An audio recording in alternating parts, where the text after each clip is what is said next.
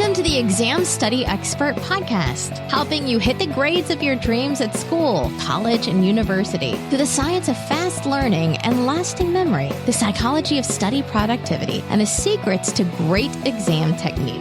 And now your host, the Cambridge University trained psychologist who's dedicated his life to helping students study better and outsmart their exams, William Wadsworth. Hello and welcome to the Exam Study Expert Podcast. Now, most of what I talk about here on the podcast and over on the blog is about the science of studying. In other words, how to review information and revise for your tests such that you walk into the exam with as much of the relevant skill and knowledge as possible. What I haven't talked about so much is what you should do in the exam itself. But honestly, I think good exam technique and good test-taking strategy can be a huge part of your overall exam success. If you're listening to this when it comes out in late May 2019, I know it's going to be a big week for many of you because this week is the depths of exam week for lots of students around the world. So I've decided to dedicate the next 2 episodes of the podcast to the art of good exam technique and the science of test-taking. Starting this week, I'm taking to the mic solo to talk you through the 3 principles that I think underpin much of great exam technique. And then next week, you'll be hearing from me, plus a range of experts for some quick-fire tips on how you can give yourself an unfair advantage in the exam hall. That's unfair in terms of the advantage is so good, rather than unfair because you're cheating. If you're the sort of student that cheats, then, this isn't the podcast for you. Anyway, if you're looking to maximise your grade in upcoming tests or exams, I strongly suggest you listen to both this week and next week's episodes. I think you'll discover some new tactics that will allow you to unlock higher marks. And for once, these tips are all about unlocking better grades without having to put in any more study hours. I'm pretty pumped up about the topic of exam technique at the moment because I've just finished my first book, which is all about the science of recall and applying elite performance psychology to exams. It's been about 10 years in the making and it's called Outsmart Your Exams. I started writing it out of frustration because I kept coming across so many good tactics that can really give students an edge in exam and test situations, coming out of fields as diverse as elite sport and the science of memory and recall, and yet no one was making them available to students. So I decided to change that and wrote the book for students just like you. For those of you that stick around to the end of this episode, I'll be giving you details of how you can get hold of a copy of Outsmart Your Exams at launch for just £1 or $1, which honestly is a steal for so much distilled wisdom to give you a great big boost on test day. But I'm also conscious that exam period is one of a lot of pressure, so I wanted to do what I could to help you out right now, this instant. And so over the next few minutes in this episode, I'm going to effectively boil down what I've learned about exam technique into 3 big overarching principles. So sit back, relax, and I'll walk you through each principle in turn, along the way offering a whole set of actionable tips and tactics which you can put into practice immediately, hopefully helping you hit higher marks in your exams as soon as you put this podcast down. Principle number 1 is the principle of the aggregation of marginal gains. Let me take you back to the 1996 Athens Olympics. Like the rest of the Olympic efforts of my home country, Great Britain, the Great Britain track cycling team was a failure, not picking up a single medal. But fast forward 12 years and the team had been transformed into a true global force to be reckoned with. In 2008 at the Beijing Olympics, the team won 12 medals, of which 7 of them were gold. In the London 2012 Olympics, they took 9 track cycling medals, of which 7 were gold. How did they manage to pull off such a transformation from literally no medals at all, bottom of the table, to right at the top, almost unassailable for 3 Olympics in a row? Well, the team has widely been reported in press interviews over the years, attributing much of this astonishing success to a principle they call the aggregation of marginal gains. Simply put, that didn't mean they only focused on the big, obvious advantages, like selecting the tallest, strongest riders, or making them train really hard, though of course they did all of these things anyway. But it was what they focused on top of that really made the difference, trying to find all the little advantages they could in every last aspect of what goes into making a medal-winning cyclist. To To give you a flavour, this included engineering every component of the bike, the outfit, the helmet, for minimum weight and maximum aerodynamic properties. It meant reducing the chance of riders getting sick at race competitions by having surgeons train them in how to wash their hands to operating theatre standards. It meant having riders bring their own pillow and coffee machine from home to the hotel they were staying in for competitions, so that they could be not only guaranteed a great night's sleep, but also be able to start the day feeling great with a cup of coffee just how they like it. And riders even wore heated shorts immediately before the race to warm the leg muscles a few degrees, giving them a fractional speed advantage when the starting pistol fired. So in one sense, a marginal gain can mean giving yourself a small advantage every single time. Heated shorts for cyclists, or perhaps for students choosing to set out your exam paper in a way that examiners are going to like. A marginal gain could also mean reducing the risk of a problem occurring, usually a problem that seems so unlikely to happen, but can have really big negative consequences if it does. So the gain comes in slashing the risk of that problem happening. For example, from 2% of the time to 0.1% of the time. If you're a cyclist, that might mean washing your hands like a surgeon to reduce the chance that you get sick. Or if you're a student, it might be about having a safety net system to get you to each exam on time. So whether the gain comes from a small advantage every time or from reducing the likelihood of being plagued by an unlikely problem, up until the Team GB British cycling team, these issues were usually seen as too small, too insignificant to worry about, and so they were simply ignored. On its own, no single gain was big enough to make a medal-winning difference to a cyclist's performance, but add up dozens, even hundreds of these gains, and together that amounts to an emphatic winning margin on race day. So be like British cycling in your exams and pay attention to the marginal gains. To give you some ideas, here are some areas you could pick up a few marginal gains for your own exams. First, being well rested. A good night's sleep every day is key to being at your best in the exam hall. The biggest mistake I see here is students working too late into the night and then having trouble sleeping.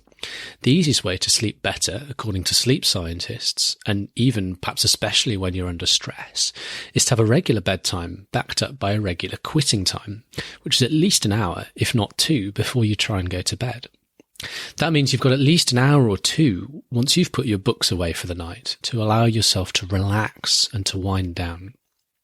The sleep scientists even recommend setting an alarm for your quitting time to make sure you stop work for the day on time and allow yourself that winding down time that we so badly need. And they suggest that that quitting time alarm is almost, if not more important, than the alarm that wakes you up in the morning. Secondly, what about marginal gains in the exam itself? Well, here I'd suggest you can look for areas to save time. That might mean going easy on the tea, coffee and fizzy drinks before the exam to reduce the chance that you need to use the bathroom during the paper, especially if it's a short one. Then make sure you stay well hydrated and drink plenty of water. If you can avoid a bathroom break, that could easily save you 5 minutes. Secondly, if you can get your paper named while you're waiting for the exam to start, that could easily save you another minute or two. I mentioned setting out the exam paper really well earlier. Good style and layout really does matter. If the examiner has to pick through messy handwriting or mathematical sums that aren't clearly laid out down the page with the equals signs all lined up beneath each other, for example, the examiner is simply not going to be in as generous a mood as if they could read your work really clearly. And that's not to mention that you'll find your own work harder to follow, making mistakes more likely and harder to spot. Finally, you could look at the marginal gains that come from eliminating common risks that are unlikely but could have big consequences for you if they do happen. For example, eliminate the risk of being late by having a backup alarm set. And if you can, find a reliable family member who knows your exam timetable on standby to double check that you're up on time on exam day. Or in the exam, you could eliminate the risk that you've misunderstood a question by really forcing yourself to read it properly. My tip there would be to force your eyes to slow down and take in every word one at a time by reading with a pen and underlining key words as you go. Any one of these advantages might not make a world of difference on its own, but add up lots of modest advantages like these, and you can see how quite quickly you'll be able to give yourself a pretty significant performance boost in the exam. The second principle is the principle of the elimination of surprise.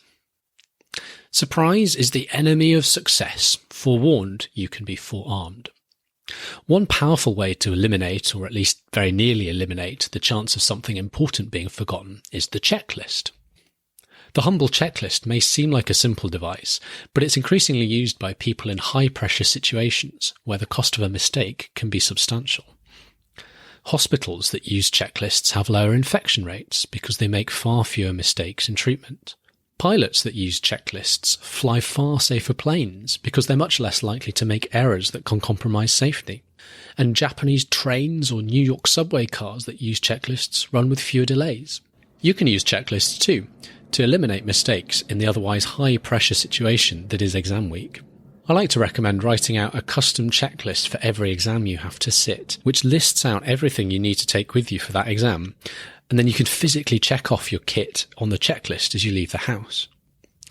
Your exam kit checklist will need to have all the right stationery on it, of course, plus extras like spare pens or backup calculator batteries, as well as all the things you're going to need to get you to and into the exam hall, which might mean a travel pass or a college ID card. The principle of eliminating surprise is also about making sure nothing catches you out about the exam format or the timings. You know exactly what you'll be asked to do, and you have a clear game plan figured out and thoroughly tested for how you'll allocate time to different tasks in the exam and the order in which you'll work. There's a surprising amount of thought you can put into your exam paper game plan, what you do, how long you spend on it, what order you do things in. And I've written a whole section on this in Outsmart Your Exams because I think it can really make such a difference if you do it well. Let me show you what I mean with an example. When I was sitting for final exams at uni, a typical exam paper was 3 hours with 3 essays to write. My game plan for the paper had me dedicating the first 45 minutes of the paper to planning out each of my 3 essays. So that's about 15 minutes per essay plan, 45 minutes in total. It's pretty scary to do things like that because it means that you end up 45 minutes into the paper with 3 great plans, sure, but not having written a single word of essay in neat, whereas someone on the desk next to you may have been nearly finishing their first essay. But I like to do things in that order, and you might want to consider doing the same because it allows you to make optimum use of your energy, emotions, and recall powers in the exam. Energy, because at the start of the exam, you're at your most fresh. And the process of thrashing out the high-level structure of an essay and marshalling the key points you want to make in it is really when you want to be deploying your maximum creative and productive powers. Emotions, because once you've planned all 3 essays, those plans become a great safety net in case things go wrong. If you're running short of time or getting stressed or getting tired, it really doesn't matter so much if you've got a decent plan in front of you to work from. All you need to do is just write up the plan. And recall, because by getting the mental juices flowing on some of those essay topics right at the start of the exam, you might find that somewhere deep in the back of your mind, your brain starts to churn those topics over in the intervening time, even as you're working on the other essays, rooting around for extra facts, clarifying structure, even coming up with some useful ways of phrasing things. In other words, once you start working on the first essay, you'll be subconsciously preparing for the second and third essay to come, making them that much easier to write up when the time comes. All this is well and good, but I don't think it's enough to simply know that you're going to adopt a particular game plan for answering the exam paper. You'll need to test it out by doing real mock papers under timed conditions so that you know the plan's effective, and to make absolutely sure that nothing about the timings or the requirements of the exam is going to take you by surprise on the day. The third and final principle is the principle of going the extra mile. In a nutshell, while others can be good, you'll be better. Now, I don't want you to jump to the conclusion that going the extra mile is about burning the midnight oil through exam week. This isn't about working all hours and turning up exhausted with bags under your eyes for each paper. As we talked about back in the principle of aggregation of marginal gains, exam week should feature plenty of sleep and an early stopping time each night, so you're as fresh as you can be for each paper. But there are plenty of places you can look for that extra mile that few students choose to walk, and that won't cause you to deplete your energy reserves significantly. In the run-up to each exam, for example, it's about preparing diligently, working smart, not hard in your final preparations for each paper the day before, to make your course content as fresh and accessible in your memory as possible on the big day. In the exam itself, going the extra mile is about being greedier, thirstier, hungrier than most other students, pushing yourself and your brain in ways that most other students won't bother to do. Many students, for example, find they lose focus and all but stop working in the last 10-15 minutes of an exam. But instead, the principle of going the extra mile tells us to keep going and make sure we're doing what we can to earn marks right to the end. And if you feel you've finished, that might mean checking and double-checking your work for as long as there's seconds left on the clock. And similarly, many students will start to relax towards the end of exam week, starting to take it easier, particularly when there's only one paper left in sight. Instead, go the extra mile, maintain drive, maintain discipline right through to the final paper. Going the extra mile also applies to the way we approach individual questions. I teach the students I work with a whole range of strategies to deal with tough questions. Here are just a few examples of tactics you can use to pick your way through at least part of a tricky question and pick up a few marks when otherwise you might have scored a big fat 0. For tough language questions, for example, stop trying to answer it all in one go and break it down. Write down what you do know, if anything. If you're trying to translate a long sentence you only know half of, write down the sentence and write the translation, so the words you do know underneath. If you're not sure, perhaps you could write down 2 or more options for the word. Perhaps you could use a combination of common sense based on the context and guesswork to fill in the blanks. Perhaps you could work backwards from an answer you know or believe to be true. For tough numerical problems in sciences and maths, can you pull out all the terms that the question gives you? Try and look past the complexity and figure out, well, is there a formula you can use that relates some or all of the terms that you've just written down? Is there an intermediate calculation you could do which gets you part of the way, even if you don't know where to go from there? That might score you some marks just by itself, and sometimes it may make the rest of the solution clear. Often the tougher questions in papers are where the examiner's asking you to apply what you do know to unfamiliar situations. Start by writing down what you understand of the basics of that subject or issue, even if it's just a definition of a key term or a formula. You might even get some marks for that. The student who goes the extra mile never leaves a blank. There's always something you can say. There's always a guess you can make. One of the reasons I like this final principle is that it applies so universally. It doesn't matter whether you're a student that's aiming to scrape through with a C or whether you're aiming to soar through your exams with an A double star. The principle of go the extra mile still applies. It keeps us striving and stops us settling for anything less than the absolute maximum number of marks we can achieve on exam day. And so with that wraps up the 3 foundational principles of good exam technique: the aggregation of marginal gains, the elimination of surprise, and going the extra mile. I hope you found some useful tips and tricks in this episode, and that more generally, perhaps I've started to convince you of the power of good exam technique and test-taking strategy. As I mentioned at the start, if you're interested in going deeper on how to find more advantages for yourself, just like these, for your upcoming exams, you can pick up a copy of my new book, Outsmart Your Exams, which goes into much more detail than I could hope to cover on a podcast episode. And it's got a lot of things like templates and tables for preparation exercises that are much clearer when written down on a page than read out on a podcast. It's available right now if you want for £5 or a little over $5. But if you can wait till next Tuesday, that's June the 4th, I'll be running a launch sale where you can pick up a copy for just £1 or $1.